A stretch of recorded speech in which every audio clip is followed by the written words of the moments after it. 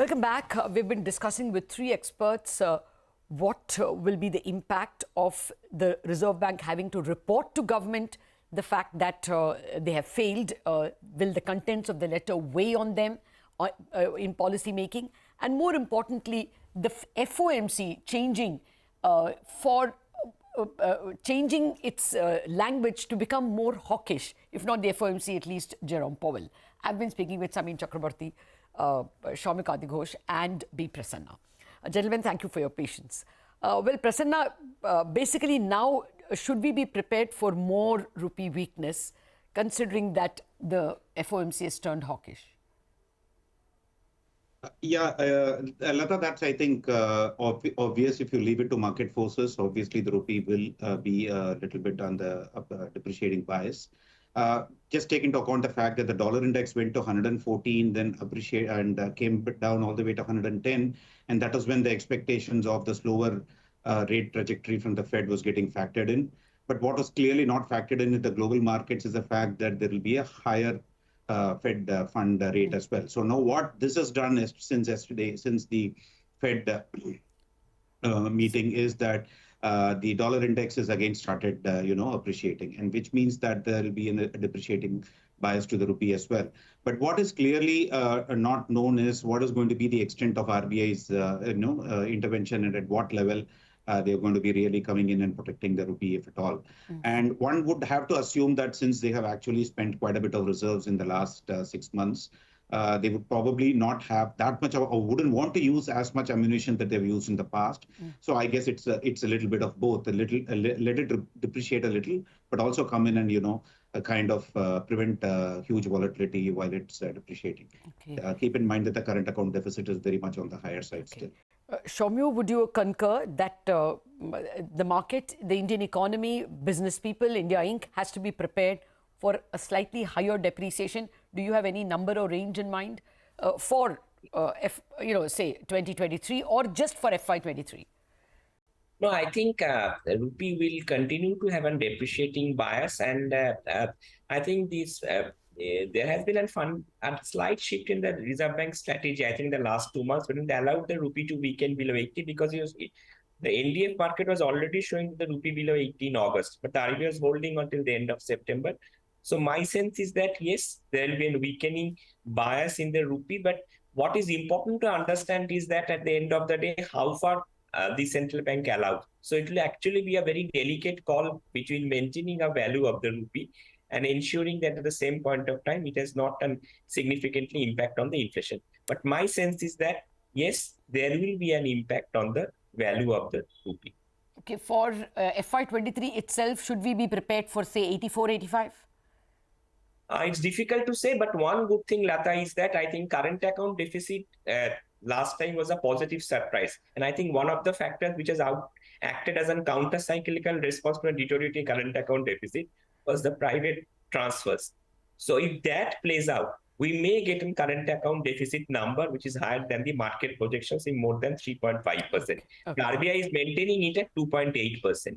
So that could be one of the positive surprise, which could hold back the rupee depreciating to a significantly lower levels. Samiran, the Bank of England has also raised by 75 basis points. So there is a tightening, a serious tightening bias the ECB has already done, and now the FOMC's peak rate is likely to be 5.5 or 5.25 or 5.5. Given that, should we be prepared for a higher current account deficit and therefore more pressure? On one hand, we have to deal with this somewhat unique situation where global growth is slowing down, but India growth is holding up. And that growth differential is causing our current account to stay relatively elevated. But on the other hand, in funding this current account, among multiple sources of funding, one particular source is going to be challenging, which is the ECBs and all, where whatever external loans will come up for refinancing going forward, there will be a tendency for people to try to shift from dollar into local currency borrowing, given that the interest rate differential has shifted quite a lot, and there is expectation of further currency depreciation, etc. So how then will you find the current account deficit, even if auxiliary current account deficit stays just about 3% of GDP, would it mean that then the balance of payment deficit will continue much beyond FY23? And then what does RBI do on the FX intervention side? While all this is theoretically correct, one thing we should not forget is that RBI has not as yet started using any capital account measures of on capital controls to restrict capital outflows, as well as encouraging more capital inflows. A central bank always has multiple levers to play with. So I would not be looking too far ahead to predict how this situation is going to pan out. RBI has pretty high number of levers to control the situation if it feels that the FX reserves has declined beyond the critical threshold. Yeah. And they're, of course, approaching all this from a position of strength. It's not a back-to-the-wall situation at all. I mean, we are running out of time, but to come back to where we began this conversation, the RBI report to the government. Soumya, do you think that now the terrain in December could be very contentious? We know that two external members are pretty dovish. Dr. Verma wants it to stop at 5.9 or at 6%, the repo rate. But now, faced with what the Fed is doing, the RBI, as all of you are saying, is, there is an upward bias to the rate hikes. So does that make the December and subsequent meetings very contentious, with external members not bothered about, the rupee so much, and RBI, turning out to be more hawkish? No, I think that's a very valid question. And the most interesting part is that the December Fed meeting is perhaps, I think, after the RBI meeting in December. So that will actually make the things even more complicated. So, but my sense is that it may not be, it may not be the appropriate to think of actually going for a maybe shorter rate hike at this point of time, because things are very uncertain.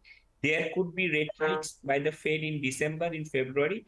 So it is better to stay safe than to say sorry at some point of time. Because at the end of the day, we all know that what happened to US when they termed this as transitory inflation and then had to retreat and hike rates so as to contain.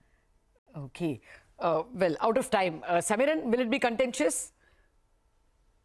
Very quickly. You mean the letter or the policy decision? The December meeting, because it looks like the external members are dovish, but RBI has other problems. Yes, we have already started seeing divided voting pattern in the FPC, so I'll not be surprised if that division continues in December. Okay. So the main conclusion is that Jerome Powell's statements indicating that the peak Fed funds rate will be much higher than what was earlier expected means that India's peak repo rate also is likely to be higher than what the Indian markets expected, probably 6.75. Thank you very much for watching this edition of Indianomics.